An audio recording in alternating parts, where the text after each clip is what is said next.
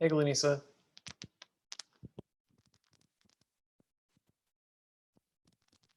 Hello, how are you? Good, how are you? Good, can't complain. Hello,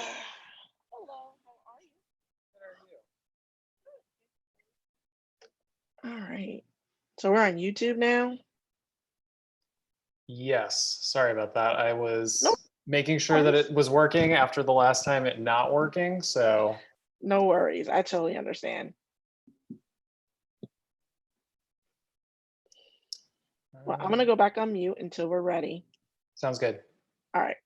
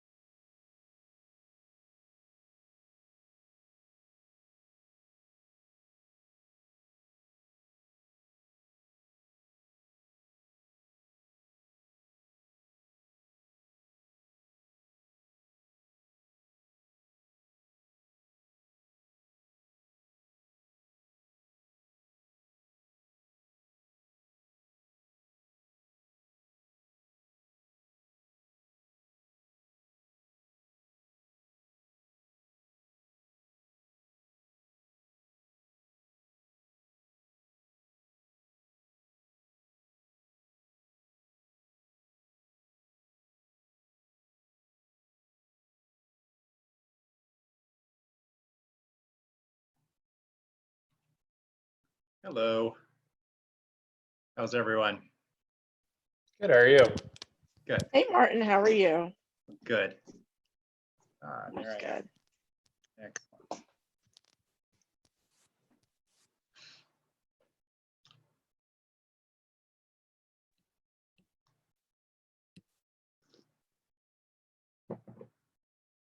Hey guys. Hello. Hi there.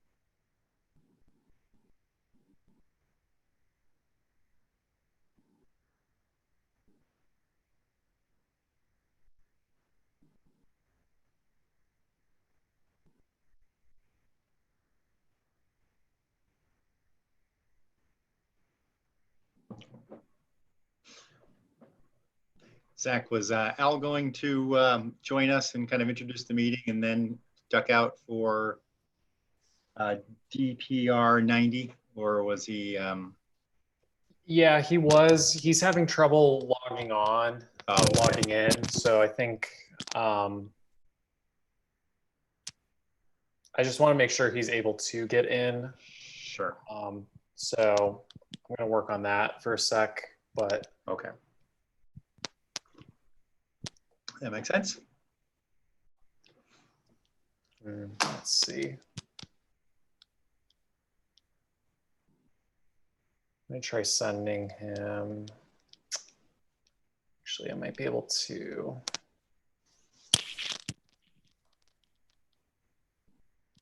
Let's see.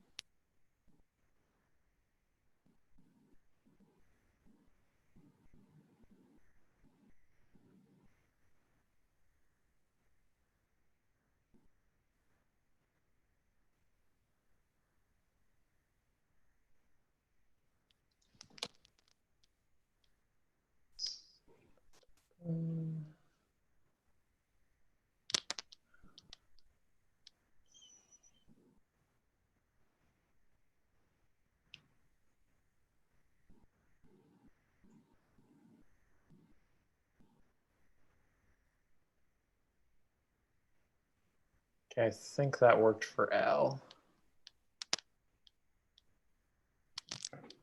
Oh, yeah.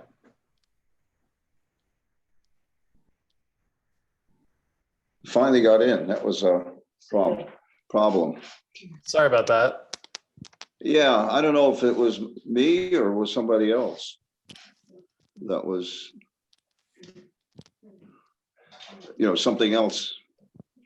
Yeah, I'm not sure. Roman Pachiro. Roman, I was just gonna ask about Roman.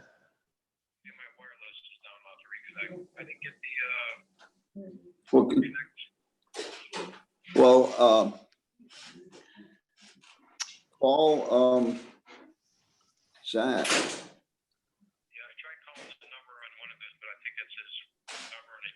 No, hang on. Zach, do you have Roman's phone number? No, but let me just try adding him. I did send out the link to all the board members earlier, but I can just try and make him a panelist just to kind of save time here. Did you hear that? He's going to try to send you, make you a panelist, which will help. I don't know. He sent a link earlier, but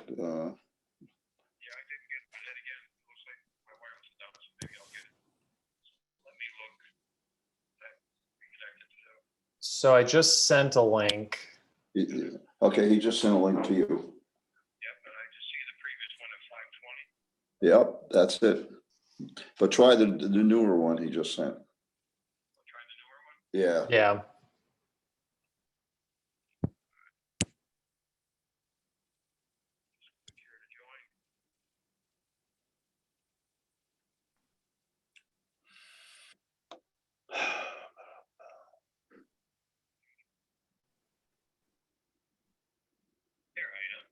Okay. I'm gonna get off.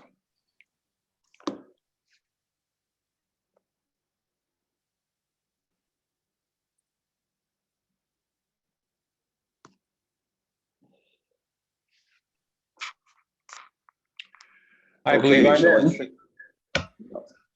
I think we have everybody. Yep. I'll make an introduction and then we'll go to our first item. This is a workshop meeting of the Albany City Planning Board. I see we have some participants, not a lot yet, but I imagine we'll have more as people come on. We have all of our planning board members here, also our council member, our corporation council member, Amy Levine, and our principal planner from the Department of City Planning, Zach Powell. The purpose of the workshop is for us to, on the board, to see and look at any new projects that are coming on board in concept form, or to review older projects if there are new developments, and to check out any progress in any of the projects that we have seen before. The planning board members will interact with the staff. There's no public testimony. However, if the board members have questions or for clarification, they may ask any of the applicants who might be in attendance. And the first item on the agenda, I've asked Zach to move up, and that is DPR 0090 and project 00336. It's 236 Clinton Avenue and 255 Orange Street. The Albany Center for Economic Success is proposing a major development here.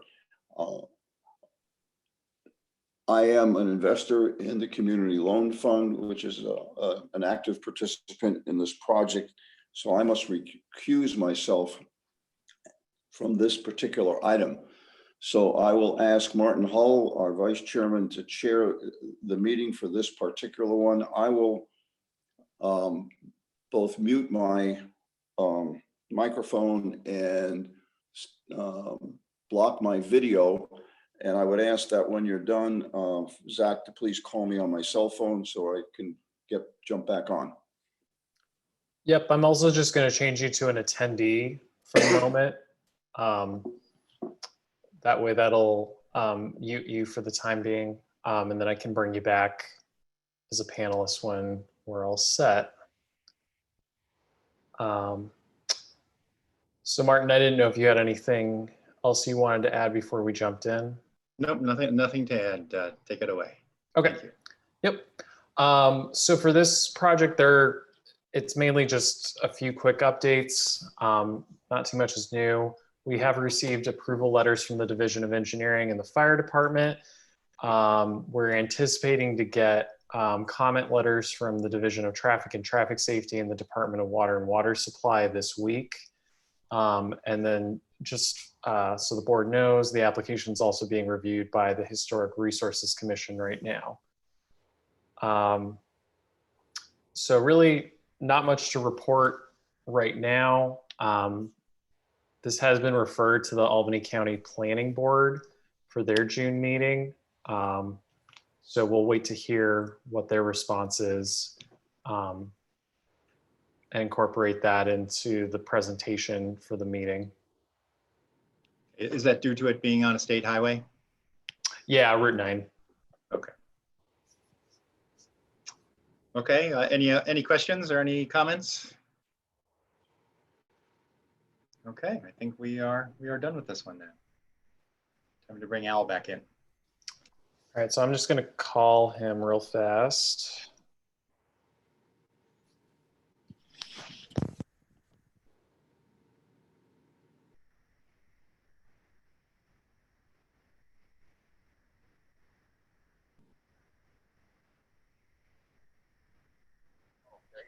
Yep, we're all set. Yep. Sure thing.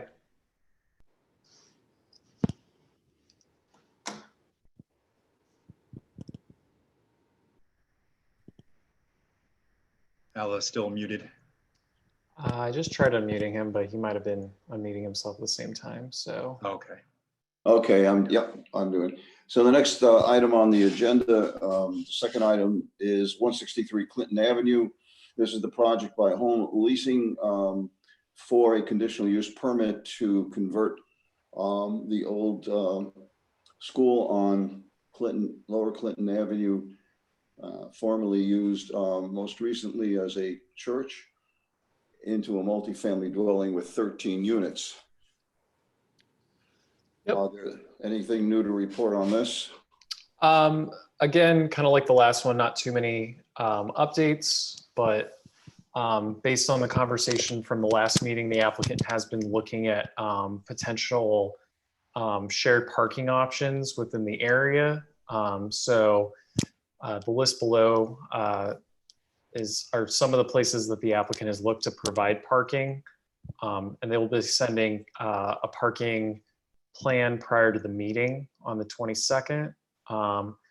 So the majority of the potential options would be at Metropolitan Baptist Church and E.W. Tompkins Plumbing for potential parking, which would both fall within 1,000 feet of the property. And that's what we normally use for properties in mixed use zoning districts when they're required to provide parking but can't do it on site and choose to do an off-site option. So we'll have a little bit more information as it gets closer to the meeting. The water department did send comments on the minor development plan review, which is being reviewed administratively by our department. So the applicant's also working on those. But really not much else to report. Also, this is Glenisa, Zach, really quickly. Yep. There is a curb cut on whatchamacallit. There is a curb cut on Swan Street that leads right to the back of their property. They would have to clear it, but that is an option for them. And it goes over to buildings that are owned by Home Leasing already. So that would handle parking for not just that building, but for the buildings that they have to go over as well. Vanessa, is that, I missed part of what you're saying. It leads to something else besides the back of the building in question?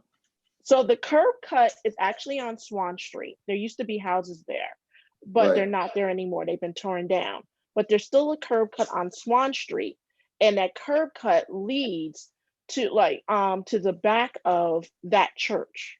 Uh-huh. There's trees and stuff there right now, but the properties that it has to go past to get to the church are all home leasing properties. So it's not like they have to get permission from the homeowners to be able to do what they need to do on the back of that to make to pave a road to get to the back of the church. Yeah, I'm wondering about the grade back there. From what I'm seeing, I have pictures, but from what I'm able to see, it does, because it goes up to First Street. So there is a grade, but it's not a gradual grade. It's flat and then goes like up. You understand what I'm saying? So, you know, they could fit some cars back there, as well as provide parking for all of the other buildings as well back there. Okay, so that might be an option. Mm-hmm. Glenisa, I'm just trying to pull up Map Geo just so we can take a look at this. Sure. There's one property I think you might be talking about, so I just want to make sure we're talking about the same properties. Give me just 1 second. Yeah, I'm not sure which one it is. There's 100 North Swan Street, which is Albany Community Development. Yeah, that was the one that I was thinking of, and I'm not sure if this is that. There's a curb cut there, but that's associated with the house right there, I believe. I believe those are under similar ownership. Is that what you were talking about, or are you talking about? You're on mute. Sorry, I'm sitting here talking and I'm on mute. Nice. So yeah, there is that curb cut there. So they would definitely have to talk with them about how they can finagle that. But the curb cut is there.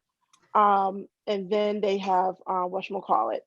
If you see that's Albany housing back there, which is part of the DA's office, which I don't think they'll have any issue with. And then you go down, I don't know if you can turn around a little bit, Zach, so we can see the back there a little bit more. Nope, the other way. Do you mean the first way? Nope, the other way. okay? Yeah. There we go. Nope, you go back. You went back again. Nope. I think I'm on a little bit of a delay. So are you trying to head north up the hill, or are you trying to head No, south? so you can see, go back south, down a little bit more. Yep. All right, so if you look, all right, turn, yep, there you go. Turn a little bit more. There you go.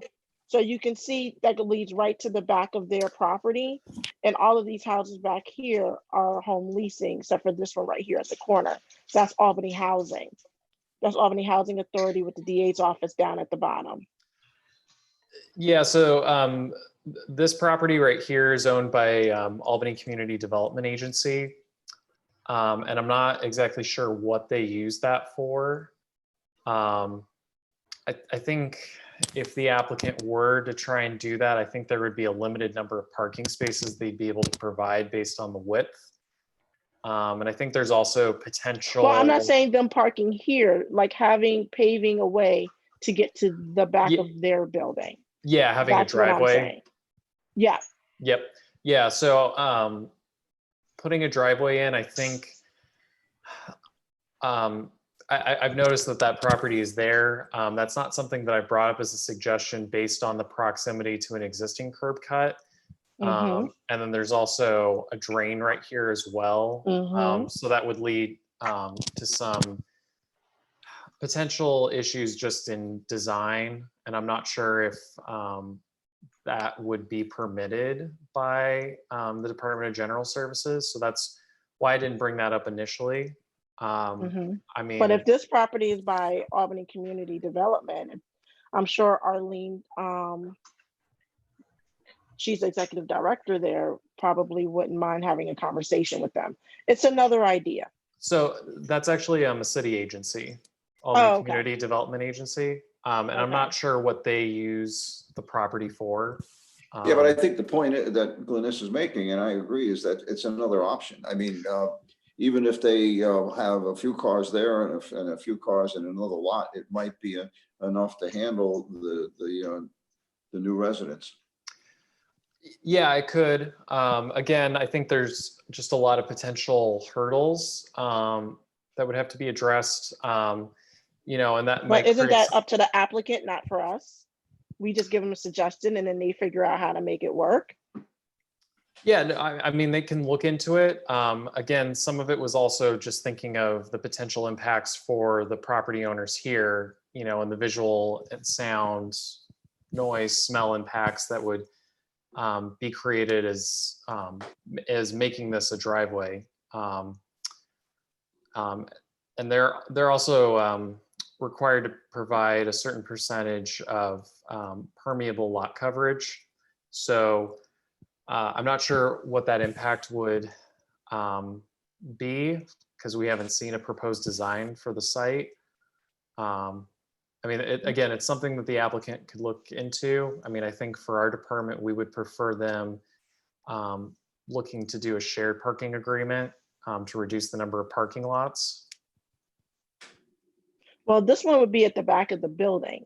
So having a parking lot in the back of the building should not be an issue under the USDO. And as far as the other issue of what is it called? Historical nature, because historical is all about the frontage.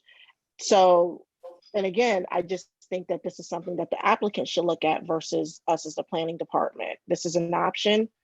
I say give it to them and see what information they can come up with and hopefully making it work. Yeah, I mean, the applicant's free to look at that option. I mean, and to be quite honest, I'm not sure if ACDA is willing to sell the property either. But again, that's something the applicant can look at. Right, and also just to make it a little bit clear, I have actually more recent pictures of the property, and a lot of that brush and grass that you see right there is all now dirt. It's been cleared out. And you can go as far as this first line of trees right now with the car if you went up on the curb. That's the most recent picture. That's not, so I guess what you have right here is not a true reflection of what that back of that property looks like today. Yeah, this is from September 2019. So yeah, that's not what it looks like. And it looks like trucks have been over that property too. Wonder what that's all about. Some kind of. it might have been building construction work for the rear portion of the property. Probably. So Okay. they've already cleared. So, and if that's the case, that's already been cleared. So again, let them give them the idea and let them figure it out. Any other questions? Issues concerning this one? Well, we hope perhaps by the planning board regular meeting that we will have maybe a solution to this. Yes. Yep, they're looking to submit a plan prior to the meeting. So Okay. Okay, next on the agenda then is 883 Broadway. This building is going to be, is a proposal for 25 residential units in a 40,000 square foot office building with some commercial space on the ground floor. yep. So this application, the board has already seen in concept review earlier in the year. They've now received approvals from all relevant city departments. And the county planning board has made a recommendation saying that there would be no countywide or intermunicipal impacts. So at this point, it would really just be the board acting on the decision unless there's anything else that the board has interest in prior to voting. Would, do you know if there would be any at this point at least, has there been anybody who has come forward to indicate interest in commenting on this in public testimony? No. Do you think that this would be a possible project for the consent agenda? I would It's a- recommend that, but as long as the board doesn't have any questions or any comments they want to share with the applicant. Oh, it's a great Yeah, I project. mean, it's a major development plan review, so I just don't want to just push it into that, but given the amount of projects that we're seeing, if there isn't any major issues that we have, and I know we've seen this before, and we've looked at it, we've looked at how the parking is arranged. Perhaps we can put this on the consent agenda. Okay. Do any other members of the board have any comments on that? Nope, it's fine with me. I'm Good with okay. it. I'm okay with consent. Amy, Corporation Counsel, do you see any problems about putting this as a consent agenda item? I will think about it, but for the moment, I think if you guys are fine with it, that's okay. Okay. All righty, moving right along then. We have a project at 11 Anderson Drive. The applicant is Jeff Abley of Abley Realty. And this is in an industrial area, and there was a proposal to remove 3/4 of an acre of trees in order to accommodate the storage of outdoor heavy equipment. And I don't know how many people are familiar with Anderson Drive, but it's a lovely street on the other side of the railroad tracks. And you have to go through Colony and Exchange Street to get to Anderson Drive. Mhm.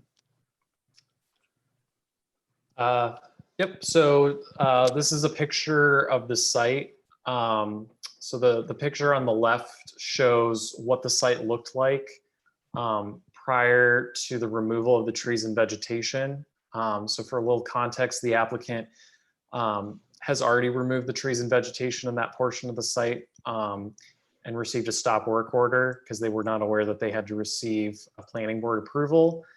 So that component of the project is kind of a retroactive approval. They are looking to install that outdoor vehicle storage area for heavy equipments such as backhoes. So there are some things that need to be reviewed for that. But just so you're aware, a component of this is kind of a retroactive approval. As Al mentioned, it's located in the northern part of the city, north of I-90. It's located in a light industrial district. And as a result of that, a lot of the standards that we normally use for projects are not going to apply, like landscaping. Technically, the heavy vehicle storage isn't parking either, so the parking requirements don't apply as well. So, yep, and again, this is kind of showing before some of the clearance and then afterwards.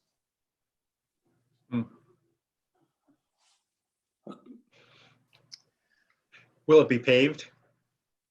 Nope, it'll be crushed stone.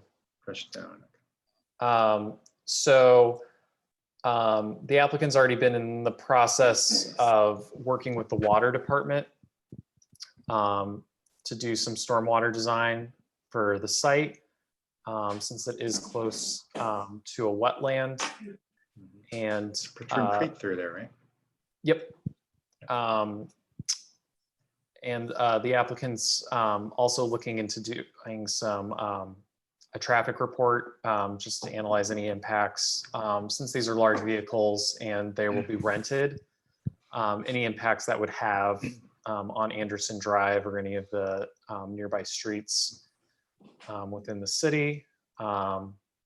So this is kind of the first appearance. It's still being reviewed by city departments, and we'll receive more technical information as we go along. But again, this is kind of an introduction to the project. Zach, that's not near the park or any residential, like immediately in that, on that side, is it? Nope, it's pretty industrial. There is some housing that's within the town of Colony that's somewhat close by, but it's not immediately adjacent. I guess I have two questions. I guess one is technical, but the other one is more attitudinal, and that is the Allowable organization has been a business in the capital region and in Albany for many, many years, and pretty sophisticated outfit. How could they not know that they needed a permit for this? This is 3/4 of an acre. And I'm rather concerned that they did this without understanding that they were supposed to get a permit for it. I mean, maybe that's a rhetorical question, but I'm not particularly very happy about it, because it seems like, you know, these folks are not ignorant about things. Yes. So, I mean, this isn't the first instance that we've had where people were not aware that they could not remove trees and vegetations in the city. And this is kind of a unique review criteria under major development plan review, because this is triggered by the removal of at least 50% or more of the trees and vegetations on a site that is larger than 1 acre. So it is kind of a unique portion of our code. And I think it's, I don't think that's a very common planning board kind of trigger or criteria. You know, to the applicant's defense as well, they were quote unquote enthusiastic when they received the stop work order. So they've been very cooperative with the city. So, I mean, I think, you know, applicants should always know what's required of them before they do start to do any site work. But, you know, I think it's in good faith. I wouldn't be concerned just based on that. Well, and the other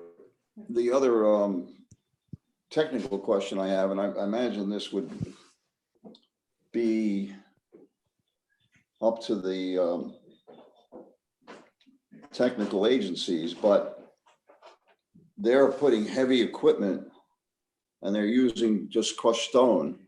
And I'm wondering about how that's going to just last, because when you know, if they're putting heavy equipment on, and I've seen some of the equipment they have, it seems to me that they might want to consider paving it, putting concrete down, because unless they're, you know, what they call heavy equipment is not that heavy.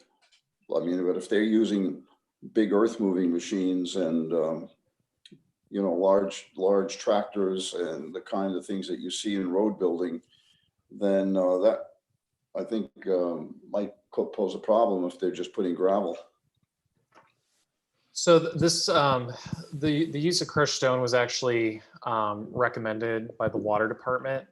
Permeability. Yeah, for permeability.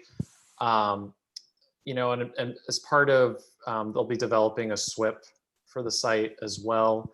So the maintenance aspects for the crushed stone will be addressed in that, so that it doesn't become a nuisance. But yeah, I mean, that as would be Martin was good. mentioning, it was primarily for stormwater management and for permeability. Are they currently parking heavy equipment on the site? Do they are they using it? You know, what kind of, do we know what kind of parking they're currently using, whether they're using crushed stone or pavement? Well, right now it's just dirt on the site. Okay. We Or were able to do a site visit there. yeah. So right now there's large piles of dirt based on what was removed as they removed the vegetation and the trees in Yep. that section. So right now they're not storing the vehicles there. They are storing the heavy vehicles on an adjacent property. Okay. Yeah, Um, that's what I was wondering. Yeah, Okay. it's just covered with huge mounds of look more like sand than regular dirt, but I guess it's a combination of both. So Huh. it's, I mean, the site's very clean right now, actually. Good.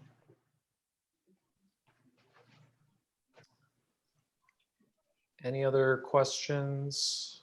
Nope. I'm gonna point out to the board members that in the chat feature there, the applicant is on the call if we wanted to ask questions directly to the applicant.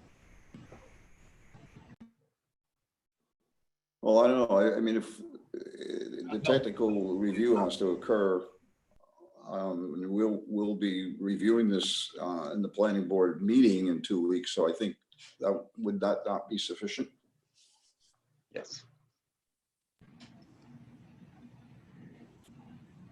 Any thoughts? We can move to the next item. Yes, I Okay. would agree. All righty.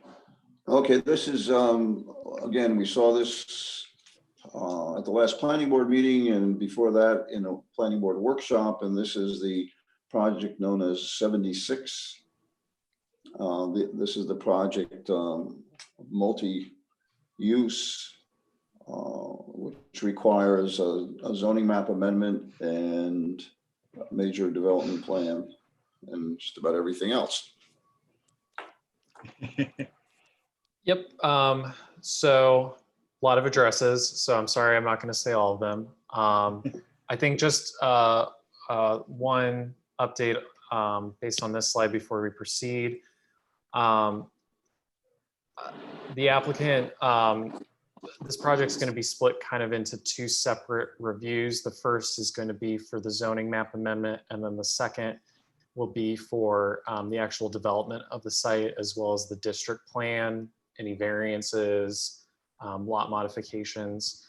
So for this first application, the applicant currently doesn't own all of the properties. And in our code, it gives a certain list of eligible people that can submit applications, with one of them being common council members. So council member Frederick signed on to be an applicant for this application right now. So she will be a co-applicant for the zoning map amendment, but will not be an applicant for the kind of the second phase of the review and applications. And again, this is just a rezoning for properties that are zoned as RT, townhouse, or MUNE, mixed use neighborhood edge, to mixed use campus institutional. So this is an aerial view of the site. Let me, hopefully you can see my mouse now. Yep. So I'm hovering around the two blocks that are included as part of this application. The church and the rectory and the two corner properties here are not included as part of the zoning map amendment, but all other properties are. And again, this is located along 2nd Avenue. So we saw this map the last time, but this is just kind of a refresher. This is what the zoning will look like, or this is the proposed zoning for these properties and how it relates to the zoning or to the properties surrounding the subject properties. So a number of RT zoning districts, 2 MUNE zoning districts, and then an R1M zoning district to the south for Albany Community Charter School. So this is a list of all the allowable uses in mixed-use campus institutional districts. The uses that are in orange as compared to white are uses that are not permitted in RT or MUNE zoning districts. So these would be uses that could be available if the proposed zoning map amendment is approved. So for residential uses, that would be a dormitory or a rooming house with a conditional use permit. And as we go along, a number of the uses that would be permitted if the properties were rezoned to MUCI would either be approved as a conditional or an accessory use. For civic and institutional uses, an applicant could create an accessory stadium or arena. For commercial uses, plant nurseries and veterinarians or kennels could be used as an accessory use. Bar or tavern is a conditional use. Trade schools could be established as of right. Outdoor recreation or entertainment would be a conditional use. Convenience retail would be permitted as of right. Controlled substance dispensaries would be a conditional use, as well as supermarkets. Automobile washes would be an accessory use, as well as dispatch service or freight truck terminal, as well as light vehicle sales, rental and servicing, and transit facility and vehicle fueling station. So these ones that you just mentioned under commercial. Yep. For instance, they were proposing, one of the ideas I believe they had was a small supermarket. So even if we approved the project, they would still have to come back to get a conditional use for a supermarket? So they have a number of proposed uses and storefronts listed in the application for the district plan and the development plan. So likely in the second phase of review, they will be applying for the conditional use permit for the supermarket at the same time. So they're not coming back. I think there are certain instances where some of the uses might not be completely finalized by the time the district plan is approved. So I think likely the supermarket I know is definitely a part of the second phase of review. I think there will be some uses that may come up as we go along as well that might require conditional uses, but I think that's the primary one at this point. But we're going for the second phase that you talk about in the initial development here is a development plan review, right? Not a district plan review. It would be district plan. They are requesting district plan review. So okay, I had it as development, sorry. No, that's okay. So I mean, functionally, it's a very similar review in terms of what the board will be looking at. There are some accommodations for setbacks and other certain requirements that are granted somewhat of a relief as being reviewed as a district plan. But functionally, it's going to be reviewed at the same level. And then if there are any modifications to the site, they would come back for a district plan amendment. Okay. So just to kind of quickly wrap up, the industrial uses that would be permitted if the properties were zoned MUCI would be heavy commercial services and self-storage facility, and storage and wholesale distribution all as conditional uses, with artisan manufacturing, light manufacturing, and marijuana manufacturing facilities as uses granted as of right. And then all accessory and temporary uses listed in the USDO would be permitted. Drive-in and or drive-through facilities would be a new accessory use that would be permitted as compared to the RT and MUNE zoning districts. And mobile vendors would be permitted as a temporary use.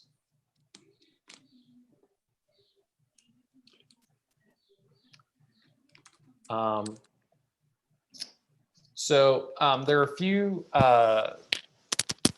development review standards specific to mixed-use campus institutional that I just wanted to remind the board of as we review this.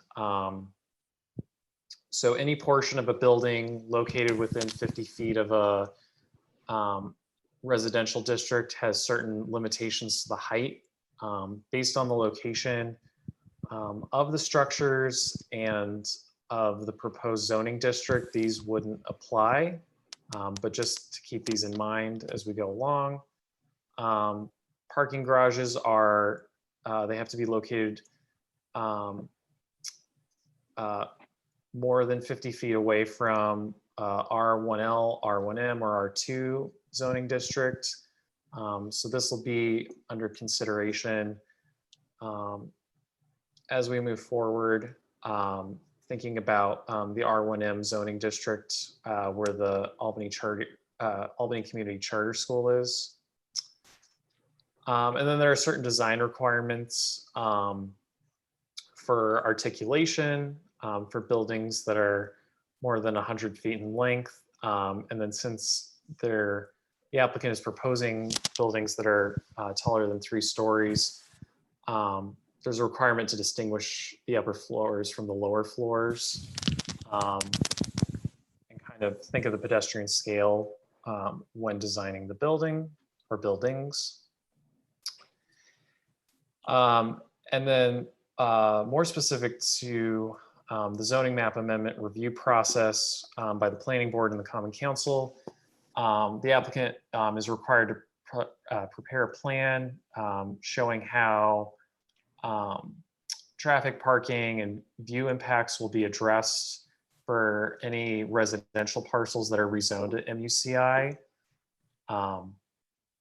Specifically looking at parking, circulation, noise, and visual impacts. So the applicant has submitted some of these elements this afternoon. So I'll be sharing those reports with you after the meeting. And I think as the review process goes along, these might be updated or refined in order to address all of these impacts. And this will be important as the Common Council, who's intending to declare themselves lead agency for the zoning map amendment review process. That'll help them be able to address any potential impacts that might result from the properties being rezoned MUCI, whether the proposed buildings that were shown last week are constructed or not.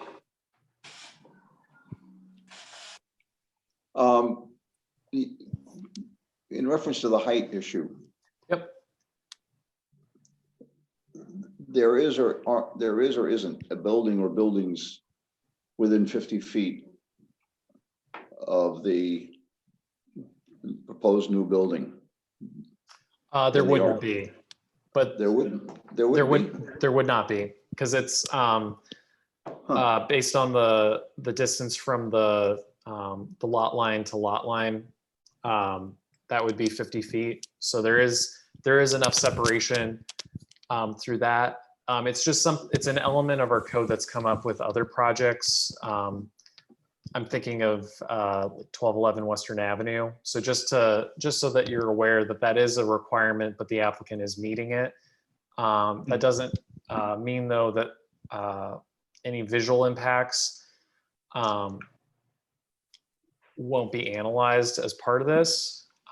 So I think our department will be looking at a minimum for shadow studies, right, to see any impacts that would result from these buildings being constructed. So yeah, I mean, there's a pretty big difference between where this was cited and where 1211 was, because there was substantial difference, distance And the one house that was closest was up on a hill too. Right. So just things to keep in mind. Some will apply, some won't apply, but just so the board is aware as we're going through this and looking at this application.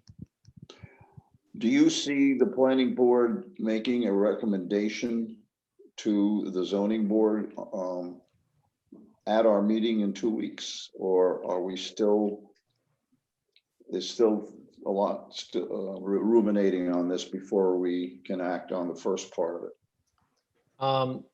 So to give a little bit of context, the Common Council will likely declare lead agency on the 15th. So I think for this application, what would happen at the meeting on Monday, the 22nd, would be the planning board consenting to the Common Council acting as lead agency.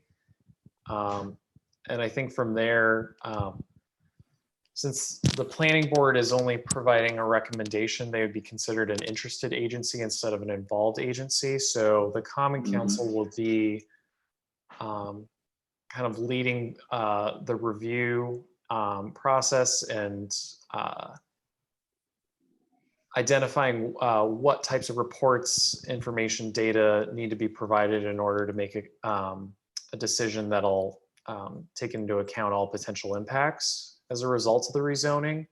I think, the planning board definitely has kind of a separate, but also kind of related process of being able to request or ask for additional materials in order to make a recommendation.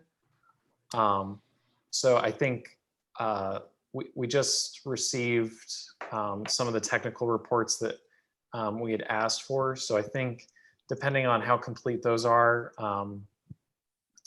it would be likely that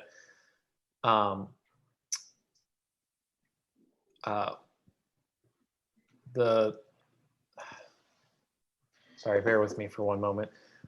It would be likely that the planning board wouldn't act on or wouldn't make a recommendation at the meeting on the 22nd. So that's just my guess based on the scale of this and the reports that'll need to be reviewed. Okay. But to be clear, are we making a recommendation to the Board of Zoning Appeals? No, to the Common Or Council. to the City Council, the Common Council, or to both? No, just the Common Council. So, So as an interested party, the Board of Zoning Appeals doesn't need to hear from us, as we being a so-called interested party. so the Board of Zoning Appeals isn't involved in the application process right now. They would be involved in the second portion of the review Okay. when the district plan is being created. I mean, based on the current design, there are variances that are have been identified for the buildings, but the applicant could make modifications to the point where they don't require a variance. So, but for the zoning map amendment, they wouldn't be an interested or involved agency under seeker. Okay. Are there any other questions, comments on the project that the board members have right now? So who makes the final decision in terms of the zoning change? Yeah, so just, and sorry that I haven't made this clear in the past for other zoning map or zoning text amendments. So the planning board provides a recommendation to the Common Council. The Common Council's Planning, Land Use, and Economic Development Committee then reviews the planning board's recommendation, and then we'll either vote to move the application out of committee or just Okay. keep the application pending. Once an application is moved to the entire Common Council, they then have the ability to vote on said application. Okay. Thank you. Okay, next project is a brand new one. This is 244 State Street, sometimes known as 90 South Swan. And this is to turn a office building into 61 dwelling units. And this is in a mixed-use commercial urban district. Yep. You may be familiar with the building. There it is. Yep. It's that big building across from the Smith building. Yeah, I looked at space in that building at one point in time. Nice. So yep, as Al mentioned, it's located in a mixed-use community urban zoning district and abuts a residential townhouse zoning district, multifamily zoning district, an MUCI zoning district, as well as a mixed-use neighborhood edge zoning district. So it is in the middle of a lot of zoning districts. And again, it is located on the corner of Swan and State Street. Since this is a conversion of an existing building, there's not much to show with the site plan. However, since they are renovating the building and the renovations cost more than 25% of the assessed value of the building, they are required to install landscaping. So in this case, street trees along State, Swan, and Chestnut Street. So this shows the trees that they're required to install as part of the project. This is the first floor plan. So it includes a mix of units, the cafe in the bottom left corner. And then there's a shared workspace as well. We haven't quite figured out if that's just for tenants or if that's open to the public. So we're not including that as part of the required 10% indoor outdoor passive active recreation space that's required for multifamily buildings. But they do provide that space with the rec room, the conference room / rec room, and then gym on the bottom right-hand corner of the first floor. And then this is a floor plan for the second to fourth floors. Again, all of these units are one-bedroom units. I'm going to go to the next slide, which provides a little bit more information about the units.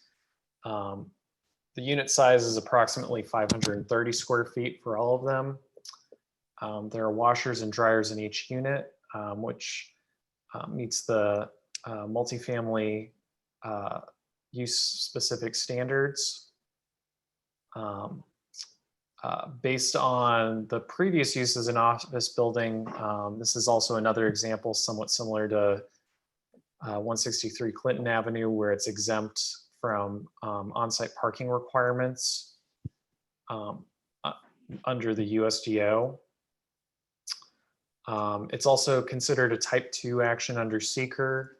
With the seeker updates this past year, conversions of existing buildings are considered a type 2 action because DEC recognizes that boards that are reviewing conversions are looking at the same elements and potential impacts that the seeker forms look at. So they view that as kind of duplicative. So again, this is a type 2 action.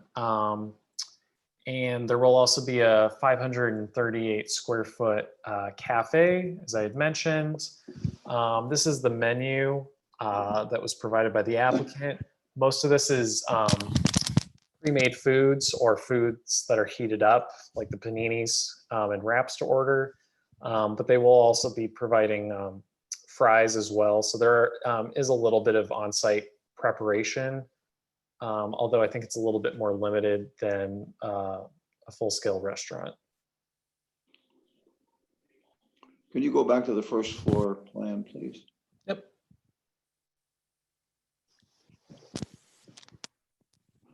Yeah, I'm wondering if the cafe is open to the public or not, because if it's open to the public, there doesn't seem to be any security after the public gets into the rest of the building. If it's only going to be for the people who are living there, then that wouldn't be a problem. But you could see the door to the cafe is within this large hallway with no door, no security beyond that.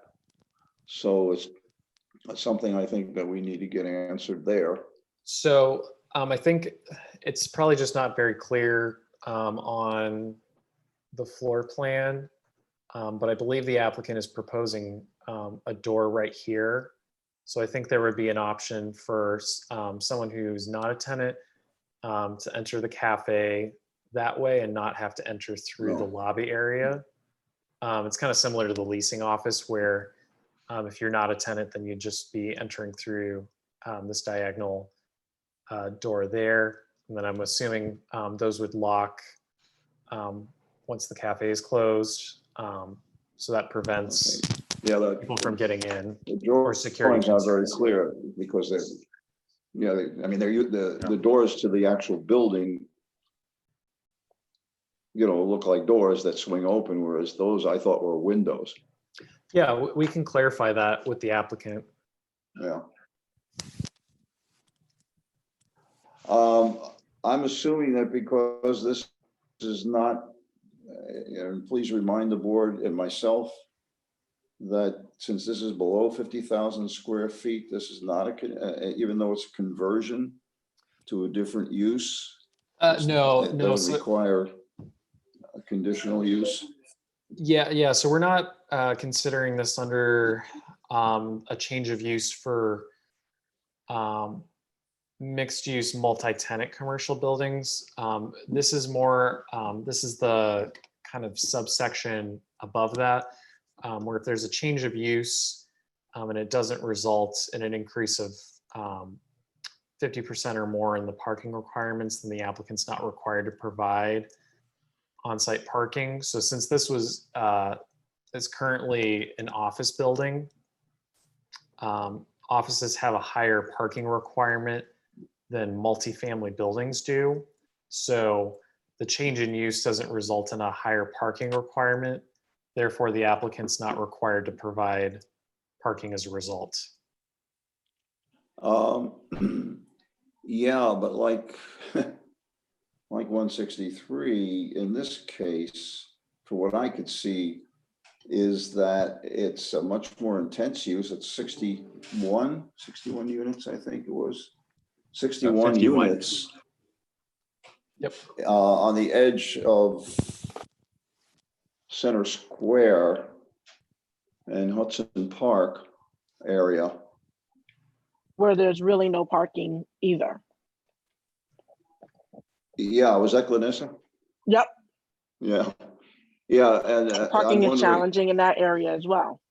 Yeah, and I guess my thought is that during the day, it's daytime parking and people are out. Center Square, people are working different places. Some walk to work, I suppose, some don't. Some drive out. But I always notice during the day, there's a lot more parking in that area, both metered and 2-hour residential permit than the evening. And so here you're going to have people in the evening, visitors and residents. Now, I suppose a lot of the folks who live here will be walking to work, but I'm wondering about how intense the parking may be and whether we have any control over that. I mean, it's just a concern, just looking at the property, its location and how it abuts those areas. Yeah, I mean, as someone that lives near Center Square, I also know that this is an area where it's hard to park. I was personally trying to park in the area last night and was having difficulty as well. So I understand that as well. And members from the Center Square Neighborhood Association have also expressed that concern as well.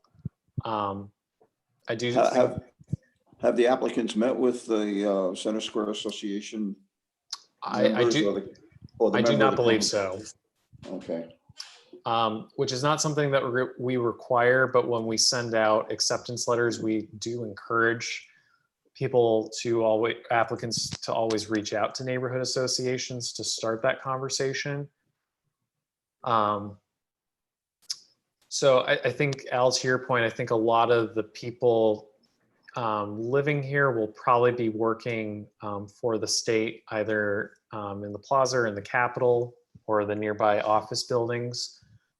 right, so they would walk.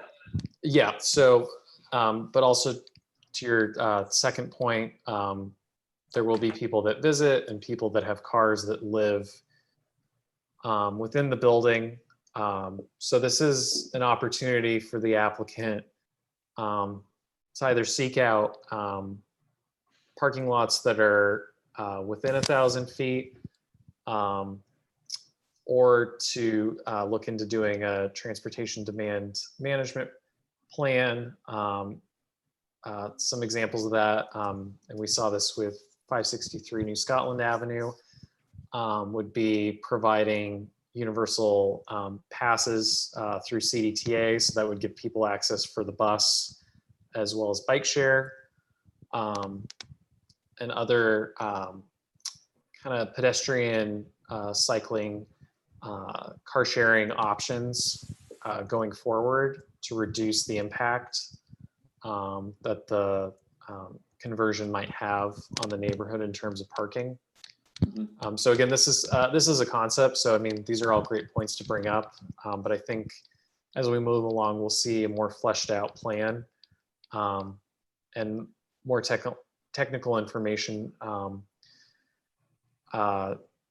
showing what they'll do in order to address, any potential traffic impacts as a result of the conversion. Remind us, if you would, quickly, not in great detail, but just generally what type 2 seeker is again? Yep, so type 2 seeker means that no further action is required. So when our department receives an application that is not ministerial or administrative, we have to identify what type of action it is. So there's the option of type 1, unlisted, or type 2. So DEC provides a specified list of actions that are either type 1 or type 2.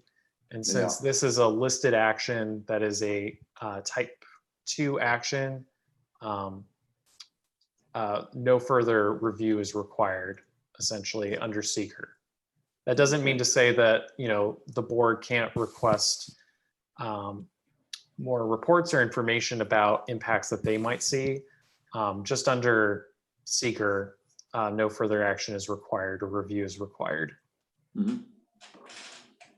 This project is very similar to the one on Eagle Street that we saw and approved, I believe, last year, early last year. And I understand it's fully occupied. Small units, very little parking, some on site, but not a lot.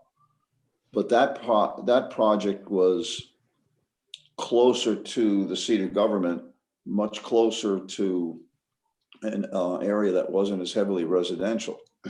And they were within walking distance of the convention center garages and the garage, I don't know what you call it, but the brick garage on the other side of the entrance into the convention, into the Empire State Plaza. So there was parking much closer, but the units seem to be very similar. They're very small.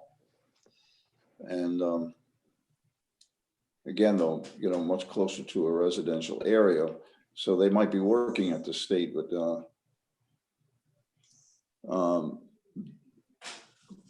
parking issues would be, I think, of concern. Yes. There might be parking available in some lots closer to that building, to 90 Swan. I don't know how far this proposed building, or this proposed project is to the parking garages on the other side of Eagle Street. If you give me just 1 second, I can pull up. They might be 1,000 feet. I bet you they're farther than that. I think it's a pretty good walk. Yeah, I'm not sure. Yeah, bear with me just 1 sec. Downhill. That's true. And yeah, that's right. Zach, while you're doing that, is that office building currently occupied, or has it been vacant for a while, or what's the status? I believe it's partly occupied, but not completely occupied. Again, I would recommend bringing that up with the applicant and as part of the discussion as well. Well, I think Roman this brings is up a. Oh, sorry, go ahead. No, I just wanted to follow up on Roman's question. I think he's getting at the fact that, or my question, kind of a rhetorical question would be, is there any market at all for office development in downtown Albany for office space? It seems like we're converting everything to retail. I'm very puzzled by that. It'd be nice to have some more jobs downtown. I think we're seeing more of a shift from traditional office space to co-working space. Yeah, okay. So we are seeing a lot of co-working spaces. I think we're just not seeing as much office space dedicated to one specific user. So I think it is kind of diversifying in that respect. And, kind of as shown with this building where there is, a small co-working space inside the building as well. Right, that's interesting. And I think it's hard to tell at this point too, just with COVID and the impacts of that. But we could just be at the start of a shift where more people do work from home or do work from kind of like satellite locations as well. Yep. So I think it's definitely something to keep an eye out for, but we also have to remember that we won't need cars if none of us can leave our houses. So that takes care of the parking problem. Well, Martin, I just want to add to that occupancy for office space been fairly stable in the city of Albany, in particular downtown area is what I'm concentrating on. But the other thing is there hasn't really been anybody new tenants moving in. Is basically shuffling one tenant, moving from one building to another. That kind of thing. Okay. Yeah. Okay. But again, could change. Who knows? So I think everyone can see this, but it's this is a 1,000-foot buffer from the site. So as Martin was saying, the plaza is a huge rock. So that puts it right in the middle of the. Yeah, it's I think there is a limit on nearby parking lots that aren't currently occupied either by the state or office buildings on Washington Avenue. So the applicant, I think based on the feedback from neighbors on the board, if they're looking into parking options, I think they would go beyond 1,000 feet if they were to be provided, and or include a transportation demand management program to really, increase the amount of cycling and walking, if there is a big limitation on parking. Right. Looks like the garage on Lancaster is just within the 1,000 feet. It is, yeah. Yeah. I'm not sure of the availability of that, right. to be quite honest. So, but that is good to bring up. You might want to check it out. Yep. Yeah. Is that the Martin mentioned that? Is that the big square directly behind it of a few addresses? Is that the Lancaster? It's Garage. just, yeah, just west of those few row houses there. The other thing is the big apartment building there. I forget its name, the old apartment building, Knickerbocker. the Knickerbocker. Okay, yep. Yeah. Okay. Any other questions about this? Nope. Okay, 60 Colvin Avenue is the last item on our agenda. Give me just 1 second. I'll get back. I've seen this project a few times, both in workshop and with regular planning board meetings. The project started out very differently than it has. The design is now very different. And I believe we are still in concept review for this. Yeah, so this is a large enough site and a large enough change where it made sense to come back for concept review. In the previous configuration, there was a larger building with some townhouses. And now the location of the larger building and the kind of secondary smaller building has shifted.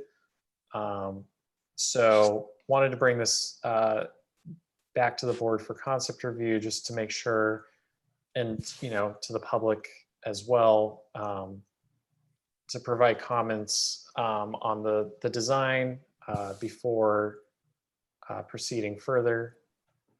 Again, just as a reminder, this is the site location.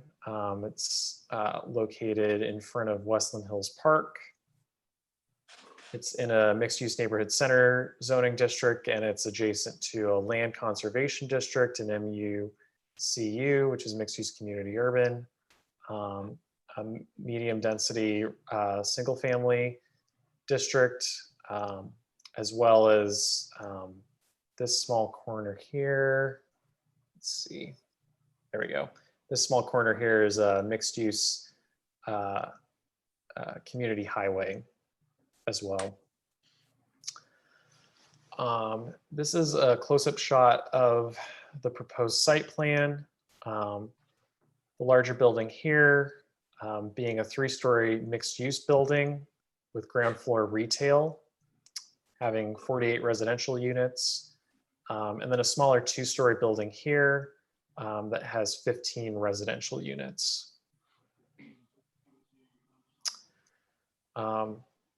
So we're hoping to get a little bit clearer elevations for the meeting, but this is a front elevation for Colvin Avenue with the larger building here, ground floor retail, and then the smaller 2-story building to the right. This is a front and side elevation.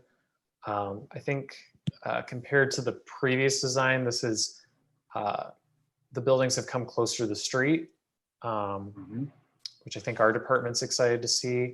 Yeah, that's great. And there's a lot more transparency.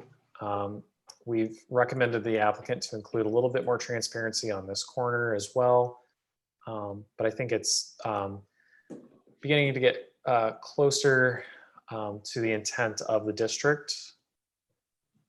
And then this is a rear elevation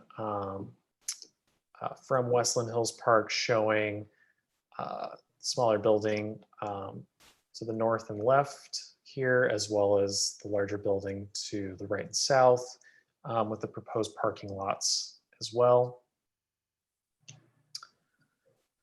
So now shifting into the floor plan, the applicant's providing indoor recreation space here as a component for being a multifamily building with 2 commercial units in the front.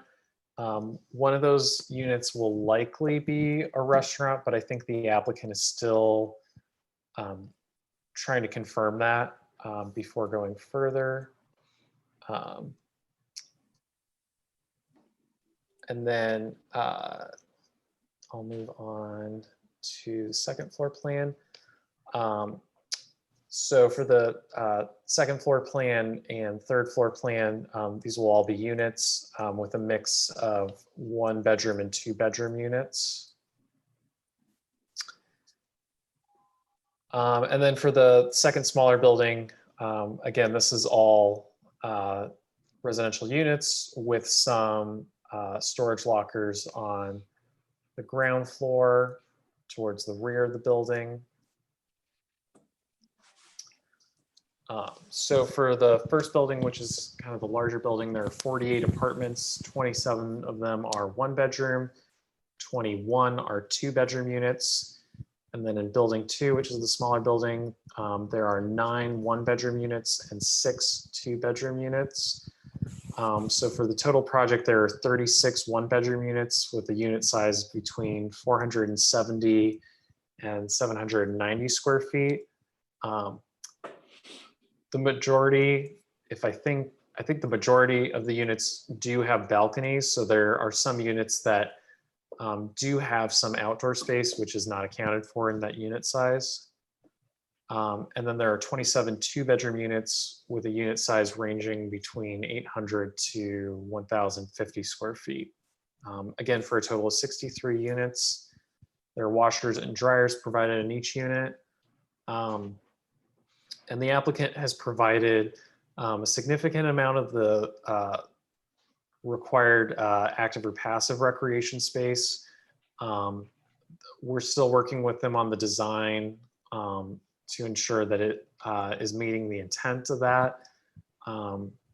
Previously, they had included some of the outdoor patio space for the retail units as a component of the passive and active recreation space. So we're working with them to identify what's really going to meet that intent and ensure that they provide the required 10%. The applicant's proposing 70 parking spaces with 63 being required. And this has been brought up too. There was a report when the site was considered by the Albany School District for a potential new school, that there was subsurface contamination. So the applicant has submitted an investigation of the site, and that investigation concluded that there does not need to be any restrictions on the land based on the levels of contaminants found on the site. So that investigation is on the project file, or excuse me, it's in the project folder on the city's website for the self-service site, as well as the Dropbox for planning board members. So feel free to reach out to me if you have any questions about that. Right now on DEC's website, it's, I believe the designation is an N, which identifies that there has been something reported there, but DEC is not able to completely confirm the current status of the site. So this report kind of addresses the ambiguities that have been noted by DEC. Well, what does that all mean? I mean, you're using couched words here, like ambiguities and sort of and kind of. Yeah, I can pull up they did test borings. I'm assuming they brought them to a lab. I'm assuming the lab said something about the test borings. What did they say? Did they say the stuff is harmless? It's of no consequence, or is there some consequence, but we're not sure what it is? Yeah, so the reports showed that they didn't meet any of the DEC thresholds. That's what I read. Yeah. Yeah, It's been there it's been on our Dropbox for quite a while. yeah. So I mean, again, bear with me. I'm just trying to pull up the report so it's a little bit easier to walk through this. But it functionally found that it didn't exceed any of the DEC thresholds. And so there are certain thresholds for specific uses. And whether or not they're permitted to be constructed on a site. And so based on that report, it showed that the levels found didn't prohibit any type of use at the site. So give me Yeah, just that's 1 second that's and I'll, sorry, I was trying to, Yeah, there it is. yep. Yeah, I mean, I read this and I didn't see anything in there that said that there shouldn't be any construction or there shouldn't be any, use that should not go on there. Right. Yeah. So I think some of the concern was brought up because in the Albany 2030 plan, it was identified as a potential brownfield site based on previous test results. So I think there's been some concern about whether the site is safe or not. So this is why the applicants provided that. This is something that we've discussed with the applicant as well. And that's why they did those boring tests and did the soil samples as a result. So Yeah, and the 2030 plan simply said potential because yes. I mean, the 2030 plan did not go and have people develop detailed borings and detailed tests. They just said it's a potential and would have to be investigated, or implied it had to be investigated, which it was. Right. I'm curious, Zach, what level of assessment was this? What's it say on the cover page? Does it say phase 1 or? No, it's not a phase 1 environmental. Oh, it's a phase 2. They just did some subsurface testings. Okay.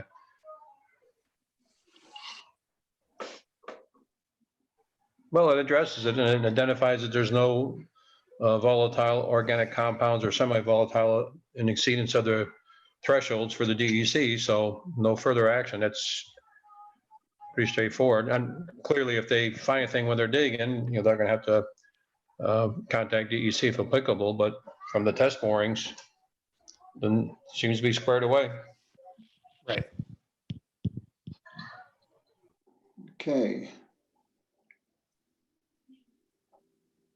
At the meeting, we will be reviewing this again, but Zach, you don't see a decision being made at the 22nd meeting, that there's still more to come? No, there's more to come. Okay. Yeah. So again, just as a quick reminder for the board and for anyone listening, this month's meeting will take place on the 22nd, which is a Monday. Even though the normal meeting date's on Tuesday, this is so that there's not a conflict for the primary on the 23rd. We have also gotten a request from the applicant for 25 Delaware Avenue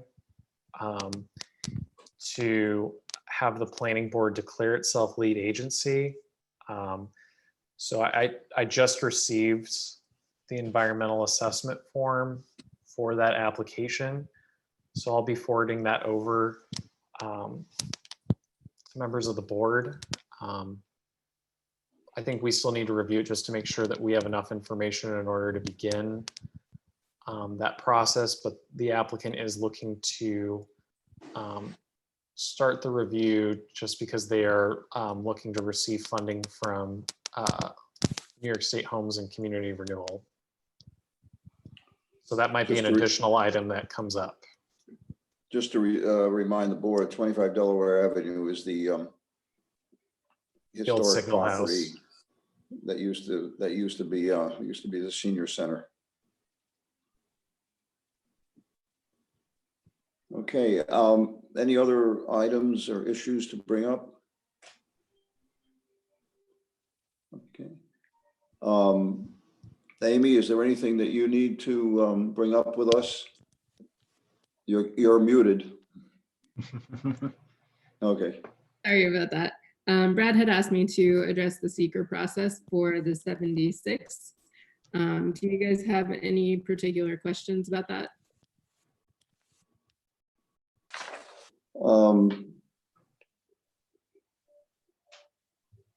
No, I mean, we're not lead agency, apparently. Right. We're not.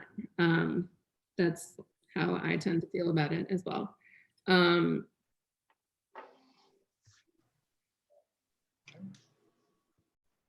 If you guys do have any questions, feel free to send them my way. Maybe Brad will join the meeting in a moment if he wants to clarify. Fine. How you doing?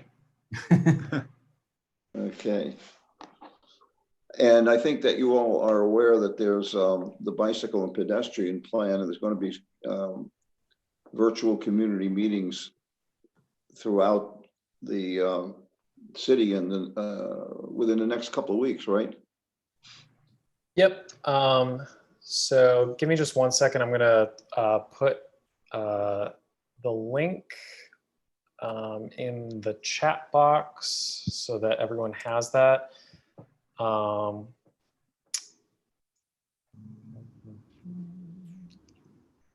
It's just to all panelists and attendees.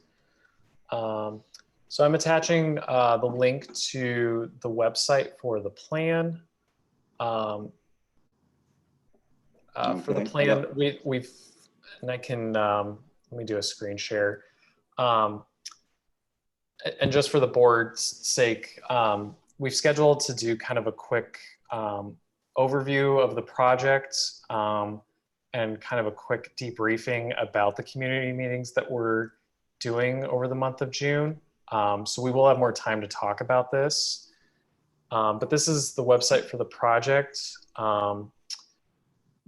We do have a wiki map and survey for the project. So you can take a survey about your experience cycling and walking within the city. And then when you launch the wiki map, you have the option to make location specific comments, basically on a Google map about any particular issues for cycling, walking, or any wayfinding or signage that needs clarification. And so you can do that for an intersection as a point, or if it's for a larger portion of a road, you can draw a line as well. So yep. I took the survey, which I think was very good, and that was easy. The map I had trouble with, and maybe it's because so many people have already commented that drawing lines and points is almost irrelevant because you could see already that there's a lot on there. Yeah, so I couldn't do anything with the map at all. Yeah, so one way that it might make it easier is to turn off all layers. So there's this layers button on the top right. So you can click that to turn off all layers or just specific layers. Oh, I see. Yeah. But if anyone on the board has like a specific comment about a location, I can just do kind of a quick demo of how to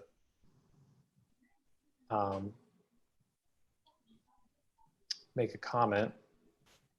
Well, just for the heck of it, I mean, one of the comments I made is, what I didn't put on the map, just on the comment, when they asked, are there particular intersections as a pedestrian that you see as a problem? And I said, yes, the corner of Holland Avenue and New Scotland Avenue, it's almost impossible to get across the street there as a pedestrian. So I just clicked on draw point and then walking improvement. And then I'll put almost impossible to get across. Is there anything else you wanted to include in that, Al, or is that? No, I mean, you know, just as a demonstration, that's fine. Okay. Yep, and so then that'll add the comment. If any of you or any one in the audience has an issue using the wiki map, at the bottom, you can always provide a comment just in text form. And this is a good option too if you're using a screen reader, because unfortunately the wiki map doesn't work with screen readers. So feel free to send a message at the bottom, or you can contact our department as well, and we can set up a call to discuss any comments that you have that might not work for the wiki map. And then quickly, we do have events coming up throughout the month. Tomorrow night, we have a meeting specifically for people who cycle. So you can email our project contact with CDTC, Carrie Ward, to get the meeting link and information for that. That's a little bit more of a specified or kind of niche meeting, so we're trying to keep that as focused for cyclists as possible. That'll take place via Zoom from 6:30 to 8. And then we have 6 neighborhood meetings throughout the month. And some of these are going to conflict with our meeting. Like meeting 3 is going to take place same night as the planning board meeting. That's Right, not that's an our issue. meeting, Al. That's the new What? Scotland Pardon me? meeting. We're going to miss the new Scotland Bike Ped meeting because of the planning board meeting on the 22nd. Ah, okay. But if you're not able to make it for your neighborhood, feel free to join whatever meeting works best for you. Or if you work in a specific spot of the city that you have comments on, or like to walk or bike in a specific part of the city that you're really passionate about, feel free to attend that meeting. And those are also all through Zoom. It'll be interactive. We'll have polling and then the opportunity for people to talk about what improvements and policies they'd like to see in the city going forward. Again, as the planning board, we'll do a briefing of all these meetings and have time to talk about any policy and infrastructure improvements that the board's thinking about and would like to see as part of the plan. So if you're not able to make it to the meeting, there's still time to discuss it at the July workshop. But if you have any questions, again, feel free to reach out to our department. And we'd be happy to answer any questions or set up a call or a Zoom call to talk about any issues or topics that you'd like to see addressed as part of the plan. We are also doing kind of smaller focus groups as well with groups and communities that may not always have the most opportunities or may not get the loudest voice. This can be people with disabilities, seniors, young adults, people who don't have access to a car, communities of color. So if you know of any organization within the city or that supports people within the city that you think it would make sense to have a focus group with, feel free to reach out to me and we'd be more than happy to set up a focus group kind of in addition to supplement these neighborhood meetings as well. Okay. Is this,